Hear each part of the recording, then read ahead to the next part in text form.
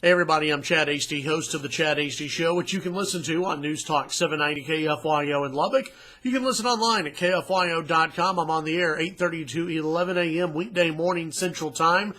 Don't forget, follow me on Twitter, Chad Hasty Radio. That's Chad Hasty Radio. For those of you in Lubbock and in Texas, on Tuesday, it's the first day of early voting. A lot of people will be heading to the polls to cast their ballots and who they like in the primary contest. Takes us back to this weekend and the Republican debate for the presidential candidates out there. It was I guess you could call it a spirited debate between Donald Trump and Jeb Bush, Donald Trump and Ted Cruz, and of course Ted Cruz and Marco Rubio got into it a little bit. I'll have my full breakdown of the debate on the show today, but what I want to get to first is Donald Trump. He's been in the news quite a bit, obviously. The Republican candidates went after Donald Trump. Trump got into it with Jeb Bush. Ted Cruz got into it with Donald Trump. There was a lot to be made out of Donald Trump's comments.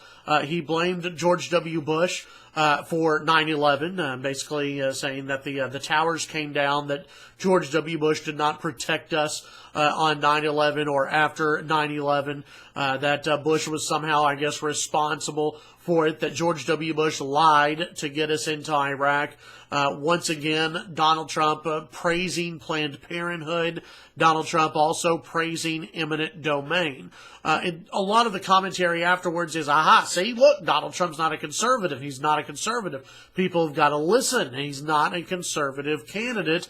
And my feelings are, yeah, you're absolutely right. Donald Trump is not a conservative. He's not. He's barely a Republican in this race. But, if he wants to call himself a Republican, okay, fine. I don't trust Donald Trump when it comes to conservative issues. I don't trust that Donald Trump will put the right type of justices on the Supreme Court. That's a big deal going into this election. Obviously now with the unfortunate death of Justice Scalia, this is a major issue, and I think it could change the direction of the race a little bit going forward into some other states where it puts a focus back on the Supreme Court, but also a focus on national security. But getting back to Donald Trump, folks, people don't care if Donald Trump is a conservative or not. That argument is not going to work. Donald Trump has attacked George W. Bush before, and his poll numbers went higher. People have known about Donald Trump's past comments on abortion and Planned Parenthood. His numbers continue to go higher. I don't know what it's going to take to defeat Donald Trump for conservatives out there, for the establishment out there, Republicans who are not conservative. But for those who are concerned about conservative values and want a full-throated conservative, someone like a Ted Cruz, or, as Rush Limbaugh said, a full-throated conservative, Marco Rubio. If that's what you want, I think it's going to take the other candidates dropping out of this race. It's going to have to be a truly three-person race in order for Donald Trump to be defeated. You're not going to bring Donald Trump down by saying he's not a conservative. Here's why people like Donald Trump. They like Donald Trump because they're tired of politicians. They're tired of the people who get out on the campaign trail. They say one thing, they get to Washington, D.C., and they screw over all the voters. That's what they're tired of.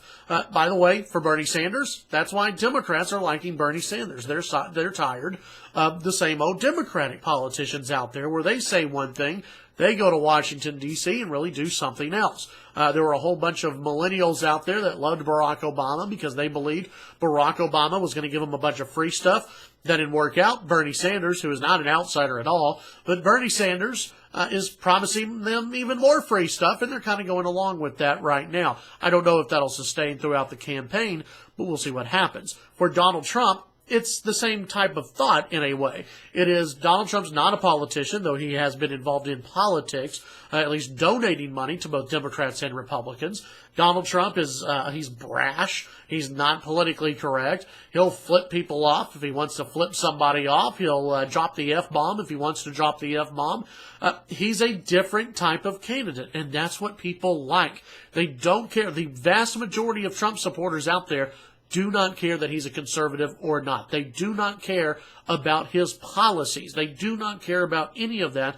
They like that he's not a politician. I happen to disagree. I do think he is a politician. You don't make it to where he's at right now without having a little bit of politician in you. You don't make that many deals and make that many connections without being involved somewhat in politics.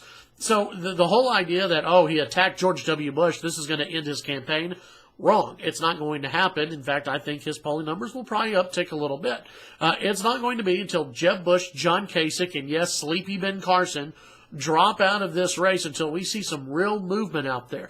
This is going to be right now a Ted Cruz versus Donald Trump race, maybe a little bit of Marco Rubio as well. I thought, by the way, Rubio had a fantastic debate performance, but it's going to be one of those three who get the nomination. And if you want to take out Donald Trump, the best way you can do it is by having everyone else drop out and keep it to a 2 or 3 person race, and that's it. Tune in to the Chad Hasty Show weekday mornings 8:30 to 11 on News Talk 790 KFYO. Don't forget, subscribe to KFYO on YouTube. Just do that right below. And follow me on Twitter, Chad Hasty Radio, Chad Hasty Show, KFYO, KFYO.com, 8:30 to 11 weekday mornings Central Time.